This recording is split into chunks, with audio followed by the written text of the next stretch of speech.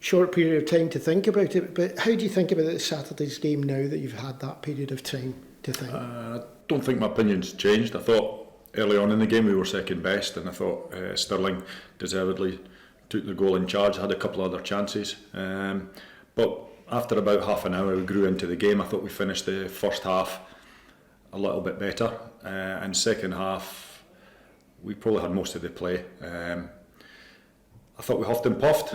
Didn't look like we were going to get our goal, but the big man stepped up, took his opportunity well, and then after that we had 2 or 3 other opportunities that we could have nicked the game, which might have been harsh on Stirling. But overall, I mean, if you're sat at home and you just look up a BBC website or whatever and check the stats on the game, you'll see like 60% possession to us and 40 to them, and we've had twice the amount of shots at goals and everything like that, so it looks like pretty comfortable performance, but it wasn't that. It was a tough game, and we expect very, very similar against Stenhousemuir. I've just been having a word with you there about having looked over the footage, done it in slow-mo and everything, had a good look. 2 good shouts for possible penalties, and was it the last third of the game there? You had 2 shouts. One of the men involved is over here, and we'll hear his honest opinion in a second. I think there was a shout for a handball, and I think there was a challenge on Sam, which could have been given. I've seen them given.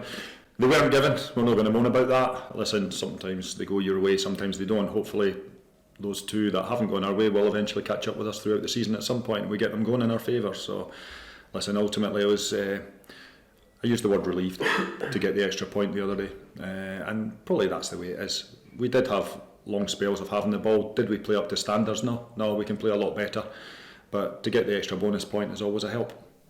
Now let's take over to you, Fraser, there, that possible handball with you there. I know that half the stand shouted and jumped up. Your colleagues all jumped up on the park and there's arms upraised going, shouting for that penalty. You didn't seem to be doing the same thing. It's one of them where you kind of just go to cross it in and it kind of hits off the boy's foot and bounces off his arm, but I've seen them given. It's one of them you claim for, but he's gave the corner. So what was it like getting that ball in the net so early in the season as well? Yeah, it's always good to get a goal nice and early. Was brought on off the bench to try and get us back in the game and get a goal, and lucky enough I did that, so good in that way. Now, you've got to say that I think Sam also affected the game quite well, and that shot from him was a rasper. It was really going hard, and that keeper, and I remember you yourself, Lee, saying how well that keeper had played. He just could not hold on to it, but there you were to put it in the net. These kind of moments when you're just in the right place seem to matter a lot as a striker. As a striker, when you see one of your teammates cutting in just about to unleash a shot, you've just got to think that the goalie's going to palm it and follow it in, and lucky enough the goalie's palmed it and have slotted it away. And Fraser, I saw you saying after the game on Saturday that you actually weren't very pleased with your overall performance. Is that the kind of standards you've set yourself, that even when you do score, you're still not pleased with your performance? It was one of them. Saturday, I think we kind of, as the full team, we kind of struggled to get going, and into everyone we know we can, and just a couple myself, a few slack touches that I shouldn't be giving away in that way, but aye. And as a striker, obviously, do you have any goal targets at the start of the season? Is that something that you look for? Do you set yourself a certain number, whether it be 10, 20? Do you set yourself targets for the season? Nah, not particularly. Just try and kind of, obviously it's nice to score nice and early, and then get myself in the team and hopefully keep chipping away with the goals. I asked this to Sean on Thursday ahead of the Stirling game. Do you have any personal ambitions for the team this season? Where do you think this team can get to?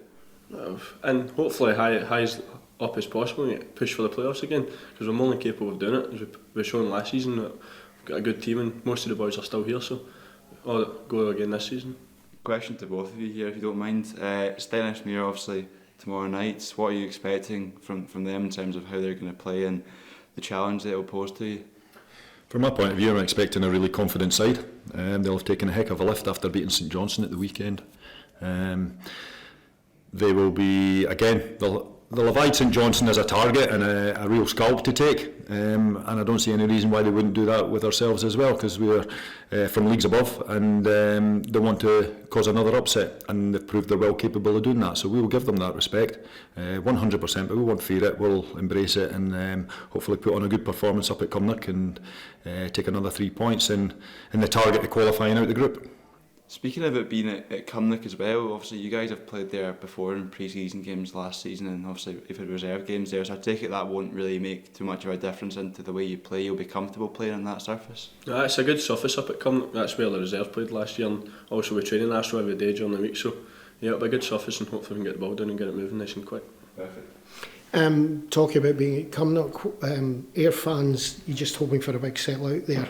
That would be great to get a good turnout for the players and everything like that at the beginning of the season. Hopefully we can put on a slightly better performance than we did on Saturday, get over the line. But it's always had a good atmosphere there. I've been there a couple of times. I've seen footage of some of the junior games up there. I know Ayr are well supported in Cumnock. It's not too far for our supporters to pop up the road and take the game in. So yeah, we're hoping for a good atmosphere, and the fact that people are standing on all four sides of the pitch as well will be really good as well. Now, you missed out with Nick and Maswanda as well on that game. What's the position with them? Nick could have possibly been involved tomorrow night, but I've deliberately held him back from that one and just said, listen, let's make sure you're 100%. You've only had 1 day's training. He did train today fully, so no issues with that. But we'll save him going forward. Frankie's still about a week away. Obviously, he's come back a week behind everybody else, and still playing a bit of catch-up fitness-wise and everything like that. So he's probably about a week, maybe 2 weeks before Frankie's really pushing into that team. Will you feel confident enough to put the youngsters back into their places again? 100%, yeah. I mean, folk like Tomlinson and Watrett and that, as I say, they're not in there just as token gestures. They're there on merit because they've trained really well. You've obviously got this young man here, you've got Dario Viviani, you've got Carter Jenkins, you've got Max Guthrie. So they're all knocking on the door and they're all training really well. So I've got no issues putting youngsters in there. I saw a 16-year-old score for Motherwell in the cup on Saturday. We had a 16-year-old playing for us as well. It's good. I think it's part and parcel of what the club's all about. So no fears of sticking the players in if they've done well enough. You keep saying that, and it's something that you mentioned to us last year. It's because you've got that sort of really good pathway all the way up through the younger age groups, all the way up to here. How much does something like that, like Davy White and everything, help you? It's massive. It started with working with Stephen Presley at Falkirk. We had been relegated out of the Premier League, so we had to go down a lot more financially careful route, shall we say. So promoting youngsters became part of it, and youngsters very rarely let you down in games. Very rarely let you down. They will give you 100% all the time. They're just looking for that opportunity, and we saw that with Dylan's opportunity the other night. We've seen that with Fraser's games that he's played over the last year and a half. The first game I walked in the door, Fraser had been training with the team I think a month, and we stuck him on against Arbroath in that very first game of that game, that season. So was that your debut? Yeah. Oh, there you are. And you see, I never even realised that. But you come on, it has a real positive impact. I think we stuck Darrow on as well. We're 1-0 down, but we're tin hats on, but we decided to put offensive players in the park to give us more energy up the park. So, yeah, no fears of doing that.